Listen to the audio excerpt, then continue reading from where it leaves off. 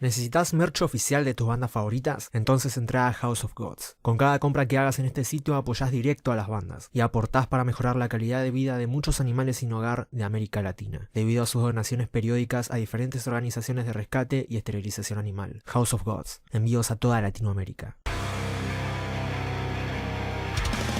Escuchá Anticolor en Spotify, iTunes y YouTube. Próximamente publican su segundo álbum Reanimation, solo en sus plataformas y en Over Music.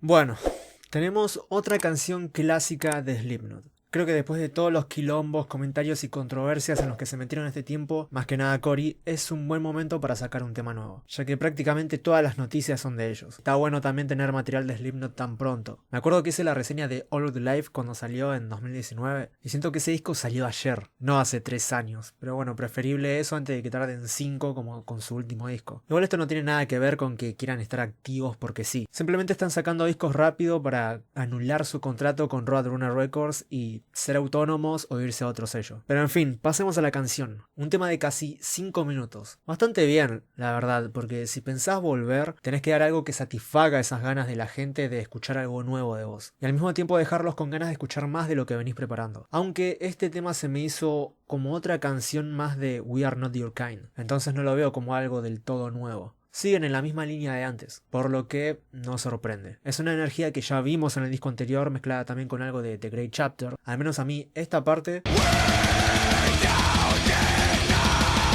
me hizo acordar a esta parte de Sarcastrophe.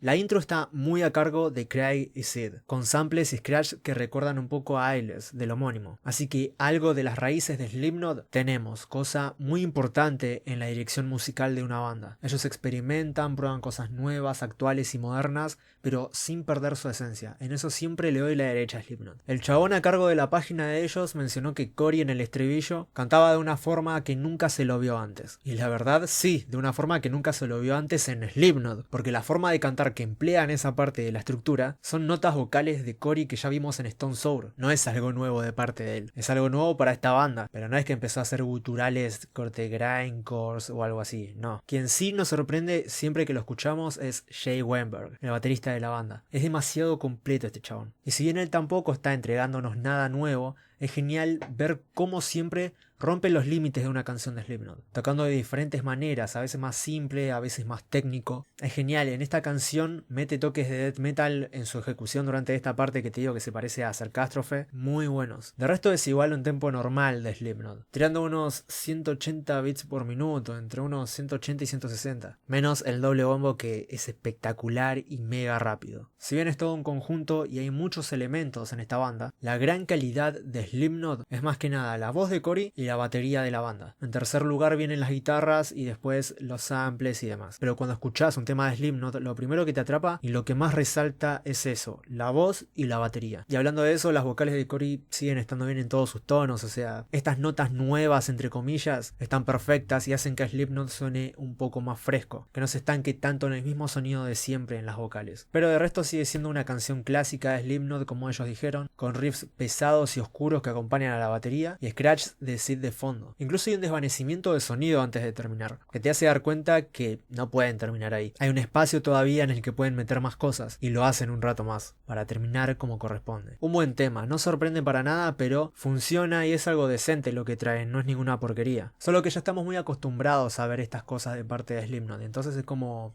ven ahí por ellos, y nada más. Esperemos que cuando saquen su disco no la caguen como hicieron con All Out Life, que era alto tema y lo dejaron fuera del disco. O sea, ¿por qué? Se confiaron y terminó siendo una mala jugada hacer eso. Así que esperamos que la incluyan en el disco. Es un single, así que tiene que estar. Ojalá no la pateen. Así que nada, contame qué te pareció a vos este tema, cómo ves el regreso de Slipknot y qué expectativas tenés de su nuevo disco. La otra vez en la reseña de Limp Bizkit todos dejaron su opinión en los comentarios y dejaron un montón de opiniones geniales. Es lindo cuando la gente entiende que todas las opiniones son subjetivas y que la onda no es ofenderse con opiniones ajenas, sino ver y dejar puntos de vista diferentes. Así que los espero de vuelta en los comentarios y recuerden suscribirse para recibir más videos de Over Music. Nos vemos.